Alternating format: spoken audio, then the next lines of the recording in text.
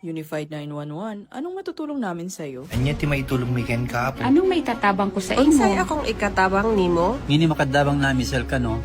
Sa anumang wika o dialekto, may tulong na darating sa iyo.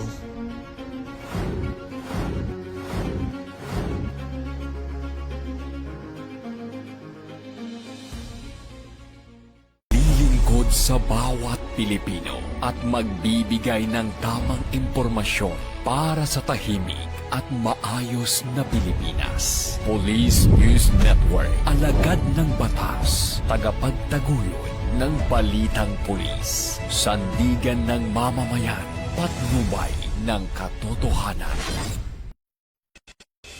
La Campo Crame, maghahatid ng pinakahuling kaganapan at nagbabagang balita. Ito ang PNN Police News Network. At ngayon, ang inyong mga tagapagbalita. Magandang araw, bagong Pilipinas. Ako ang inyong alagad ng batas, tagataguyod ng Balitang Pulis. Mag-aatid sa inyo ng tamang balita, kwento ng pulis at serbisyo para sa mamayan, at ito ang PNP News Online.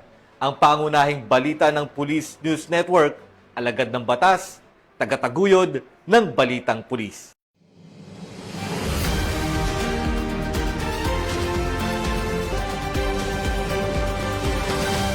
Narito ang mga balitang hatid ng ating PNN correspondents mula sa iba't ibang panig ng bansa.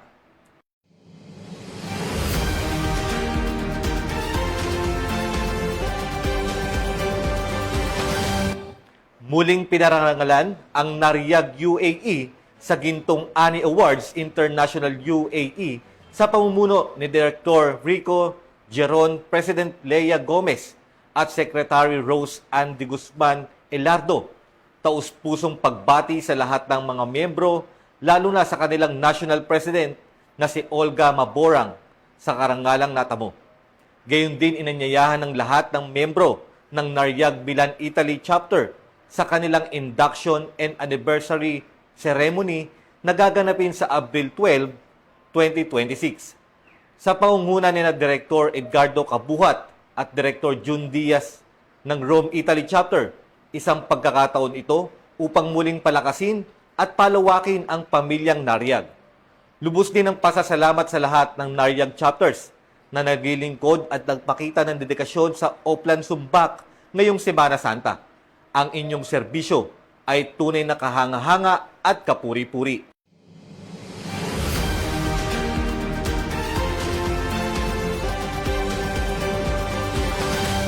Tiniyak ng Philippine National Police ang maayos at ligtas na pagdarausan ng athletic opening sa Candon City, Ilocos Sur, kasabay ng mas pinaigting na seguridad sa buong Region 1. Patrolwoman Nikki Lyra Barbero sa report.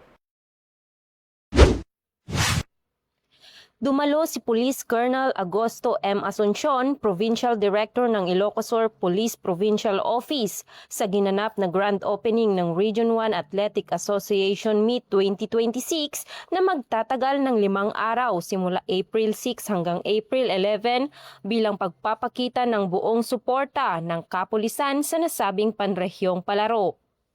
Isinagawa ang aktibidad sa Candon City kung saan nagtipon ng iba't ibang delegasyon mula sa Region 1 upang makilahok sa taunang paligsahan. Layunin ng kaganapan na itaguyod ang sportsmanship, disiplina at pagkakaisa ng kabataan sa rehiyon. Sa kanyang pagdalo, personal na minonitor ni Police Colonel Asuncion ang kabuuang sitwasyon sa lugar upang matiyak ang maayos at ligtas na daloy ng programa. Kabilang dito ang pag-assess sa deployment ng mga kapulisan sa pagtiyak ng epektibong na ipapatupad ang mga security measures sa buong venue. Nakipagpulong din ang opisyal kay Mayor Eric D. Singson kasama ang iba pang lokal na opisyal ng Candon upang higit pang mapalakas ang koordinasyon at pagtutulungan ng lokal na pamahalaan at kapulisan. Ang nasabing hakbang ay naging mahalaga upang masiguro ang kaayusan at kaligtasan ng mga kalahok at manonood. Ayon sa pamunuan ng pulisya, ang aktibong presensya ng kapulisan sa mga ganitong malalaking aktibidad ay patunay ng kanilang kahandaan sa pagtugon sa anumang sitwasyon at sa pagpapanatili ng kapayapaan at kaayusan sa komunidad. Ang matagumpay na pagbubukas ng R1AA Meet 2026 ay nagpapakita ng matibay na ugnayan ng pamahalaan at kapulisan sa pagbibigay ng ligtas na kapaligiran para sa kabataan. Ito rin ay sumasailalim sa patuloy na pagsisikap tungo sa isang maayos at maunlad na lipunan alinsunod sa adhikain ng Bagong Pilipinas, Bagong PNP para sa Bagong Pilipinas, serbisyong mabilis, tapat at nararamdaman. Mula dito sa Ilocos Region, ako ang new PNN correspondent, Patrolwoman Nikki Lyra Barbero, alagad ng batas, tagataguyod ng Balitang Pulis. At ito... Maraming salamat, Patrolwoman Barbero. Pinabuti ang koordinasyon at agarang aksyon ng mga otoridad, matagumpay na naisabat ang iligal na pangingisda sa Tanza, Cavite. Bilang bahagi ng pagpapatibay ng seguridad at proteksyon sa yamang dagat. Ang buong detalye ng balita ay ihatid ni Police Chief Master Sergeant Dandy Masog. Pinalakas na koordinasyon at agarang aksyon, iligal na mangingisda sa Tanza, Cavite na sabat. Isang matagumpay na operasyon laban sa iligal na pangingisda ang isinagawa ng autoridad sa bayan ng Tanza, Cavite. Kasunod ang ulat mula sa isang concerned citizen hinggil sa umano'y paggamit ng dinamita ng pangingisda. Patay sa impormasyon na tanggap ng Philippine Coast Guard at ang Cavite Maritime Police Station ay agarang sagawa ng Joint Law Enforcement Operation ang Cavite Maritime Police Station, Northern Cavite Maritime Law Enforcement Team at ang PCG Sub-Station Tanza, Cavite at ang BIFAR 4A sa baybaying ng Isla Verde, Barangay Amaya 7, Tanza, Cavite noong Abril 5 taong kasalukuyan. Takong alas 2 ng hapon, matagumpay na naaresto ang 4 na individual na kinikinalang sina alias June, Rico, Alje at Ray. Nakumpiska mula sa kanilang isang fishing boat, makina, fishing paraphernalias at humigit kumulang 80 kilong isda na paniniwala ang nahuli gamit sa iligal na pamamaraan. Tinatayang aabot sa 71,700 piso ang kabuang halaga ng mga nakumpiskang ebidensya sa nasabing operasyon. Sa isinagawang pagsusuri ng BIFAR, lumalabas ang isda ay indikasyon sa blast fishing tulad ng blood clotting, ruptured air bladder at pagkalagas ng kaliskis. Samantala, sa pangyayaring ito, hindi tumitigil ang otoridad at agad nagpapatupad ng mas pinaigting intelligence monitoring upang matuntunan ang pinagmumulan ng distribusyon ng mga ilegal na kagamitan na pagsabog o homemade dynamite. Kinabukasan, April 6, 2026, handang alas 6:10 ng gabi, muling nagsagawa ng police operation ang mga tauhan ng Cavite Maritime Police Station, bahagi ng tulay ng Maestro, Barangay Biwas, Tanza, Cavite, kung saan natagumpay na aresto ang 2 individual na kinalakilalang sina alias Ramel at Roy. Nakuha sa kanila ang isang kahon na hininalang blasting cups, isang sako ng hinihinalang ammonium nitrate, at ang mga peking pera, budel money. Tinatayang nasa 16,000 piso ang kabuong halaga na nakumpiskang ebidensya sa nasabing operasyon na patuloy na nag-imbestigahan ng autoridad. Ayon sa autoridad, ang kaugnay na operasyong ito ay patunay sa kanilang pagpatuloy sa pagbabantay sa pagsawata laban sa iligal na pangingisda, lalo na sa ngayon panahon ng Semana Santa. Patuloy naman nagpapaalala ang Cavite Maritime Police Station at ang Philippine Coast Guard sa publiko makipag-ugnayan agad at ulat sa anumang kahina-hinalang aktibidad upang maprotektahan ang yamang dagat at panatili ang kaayusan ng ating karagatan. Mula dito sa Regional Maritime Unit 4A, Cavite Maritime Police Station, ako po ang inyong PNN News Correspondent, Chief Master Sergeant Dandy Masog, alagad ng batas, tagapagtaguyod ng Balitang Pulis.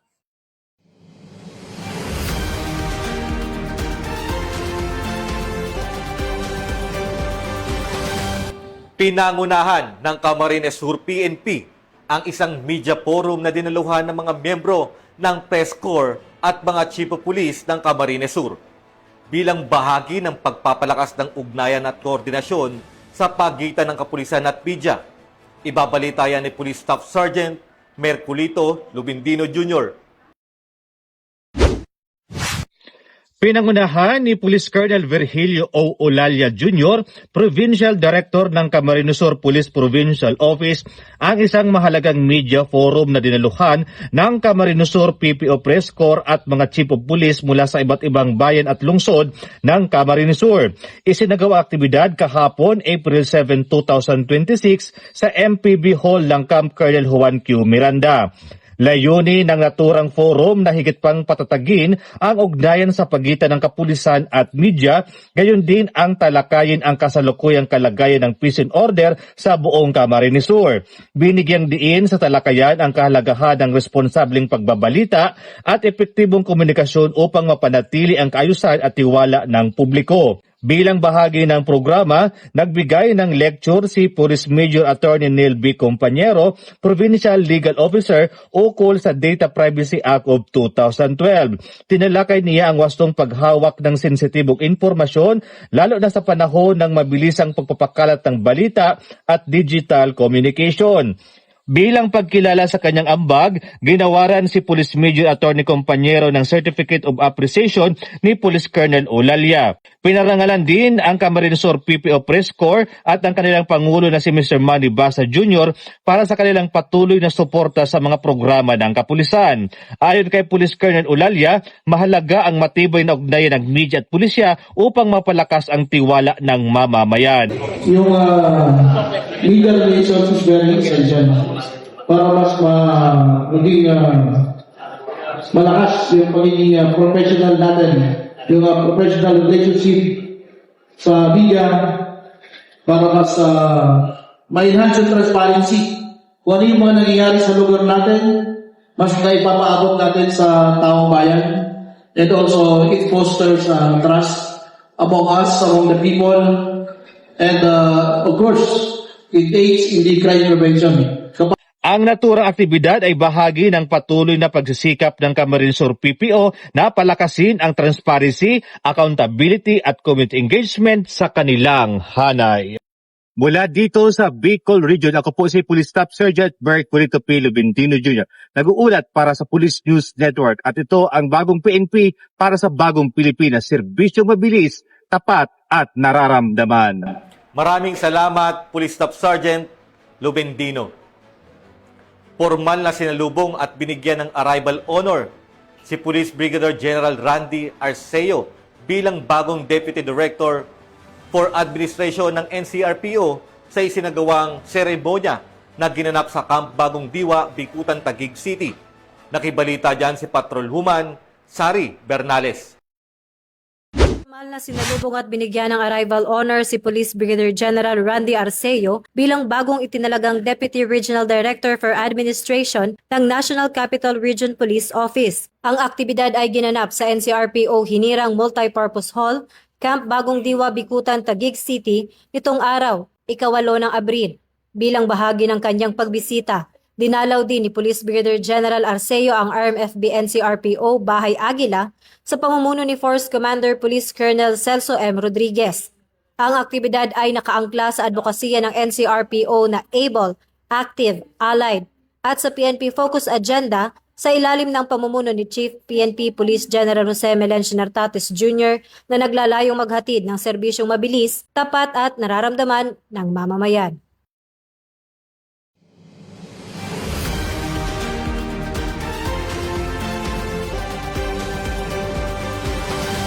At yan ang mga balitang nakalap ng ating PNN correspondents mula Luzon, Visayas at Mindanao. At syempre, bago po tayo magtapos, binabati ko lang po ng advance happy birthday po sa aming kasamahan sa Police News Network, si Patrolwoman Resalie Umalay. At syempre, ang kaibigan ko dyan si Anthony Lagi. At sa nagpapashoutout din po ang Cavite Police Provincial Office ng PIO. At para sa mas malawak at mabilis na ulat ng mga balita, huwag kalimutang mag-like, follow, and share sa aming official social media accounts ng Police News Network. Tutok lamang po sa aming YouTube channel para sa aming mga live stream at replays. At i-follow kami sa X account para sa mga real-time updates at Facebook account ng aming Police News Network. Manatiling mapagbatsyag at laging alamin ang totoo.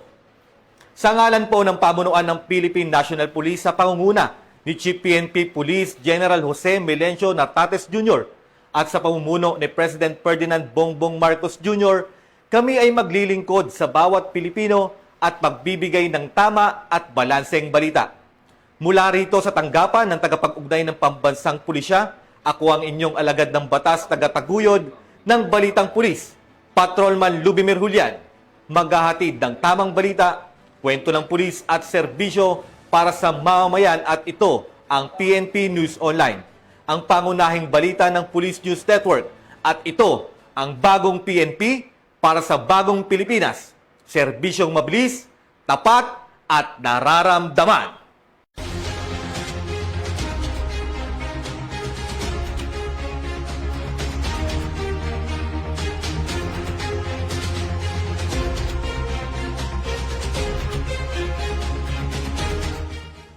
Police News Network, alagad ng batas, tagapagtaguyod ng balitang pulis.